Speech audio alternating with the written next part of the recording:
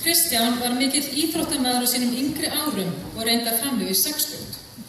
Kristján keppti lengi glímu, knattspyrnu og frjálsum íþróttum. Hann keppti á öllum landsmótum UMFÍ frá árinu 61 og fram til 2009. Kristján var formaður Hávarsvogn á árunum 85 til 88 og formaður landsmótsnefndar 1987 á Húsavík. Kristján var í stjórn UMFÍ á árunum 1987 til 2001 og gegndi þar lengst af gjaldkerastöðu. Kristján var einnig í stjórn Glímusambands Íslands á árunum 2000 til 2004 og gegndi þar formennsku á árunum 2001 til 2004.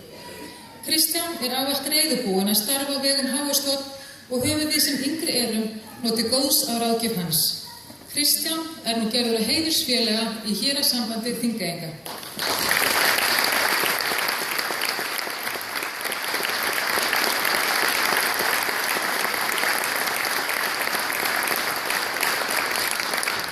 Pétur, faðir Ingvar, var afburða glímumaður og á farsælan íþróttaferil að baki. Pétur var lengi lykilmaður í sveitaglímuliði Hávarsvogn og sem vann sveitaglímuna Íslands 16 sinnum í röð.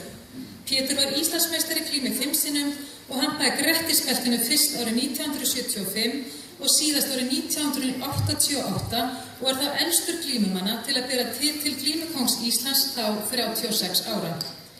Pétur hlaut einnig titilinn glímusnillingur Íslands 3 ár í röð eða árið 1975 til 1977 sem voru fegurðarverðlaun en þessi verðlaun voru síðast veitt árið 1978. Pétur starfaði lengi í glímuráði Hávarsvogn og gegndi þar forystu tíma.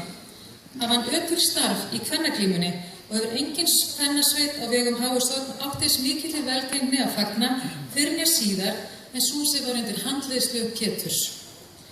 Glíman hefur nokkuð skeið átt í vök að verjast en Pétur var duglegur að breiða út íþróttina og hlúa starfinu þar í kring.